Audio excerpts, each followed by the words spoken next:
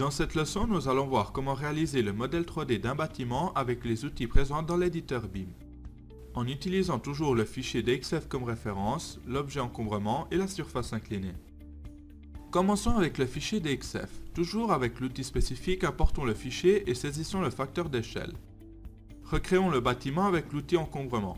Commençons avec la première partie du bâtiment sur laquelle positionner un pan.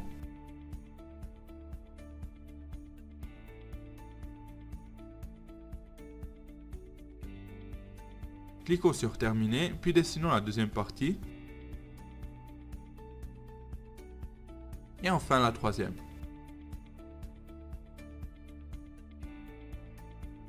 Toujours avec l'objet encombrement, dessinons les éventuels obstacles qui projettent des ombres sur l'installation. Dans la vue 3D, nous avons obtenu un volume qui représente notre bâtiment. Afin de compléter le modèle, nous devons recréer la toiture. Pour ce faire, utilisons l'outil surface inclinée directement depuis la vue 3D, en traçant le contour du volume à peine créé. Une fois le contour défini, accédons à l'éditeur dédié et dessinons avec l'objet surface un pan de la toiture.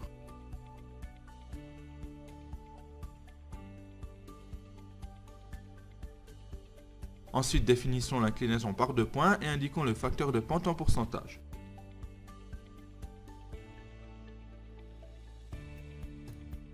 Enfin, connectons le pan du bâtiment avec l'objet raccord vertical.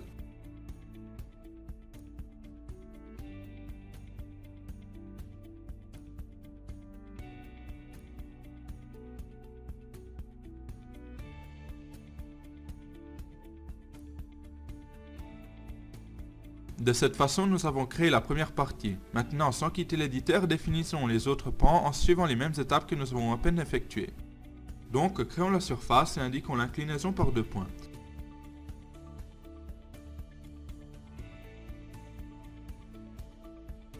Et cette fois, définissons-la manuellement avec la souris grâce aux accrochages magnétiques avec l'autre pan. Enfin, ajoutons le raccord vertical. Comme vous voyez, en suivant quelques simples étapes, nous modélisons tout le bâtiment en peu de temps.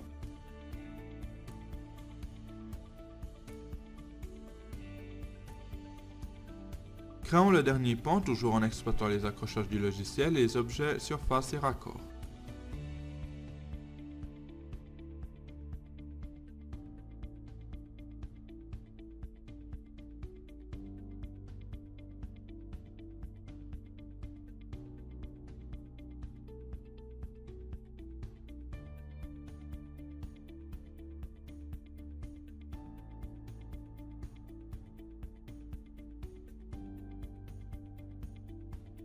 Nous obtenons à la fin notre modèle 3D avec les surfaces inclinées sur lesquelles il est possible de concevoir l'installation. À présent, modifions l'obstacle. Pour le sélectionner, si nous n'arrivons pas à le faire directement en cliquant avec la souris, nous pouvons utiliser la combinaison de touches du clavier CTRL plus espace. Ensuite, modifions-le selon nos exigences. Ajoutons des matériaux aux différents éléments que nous avons créés pour mieux les distinguer.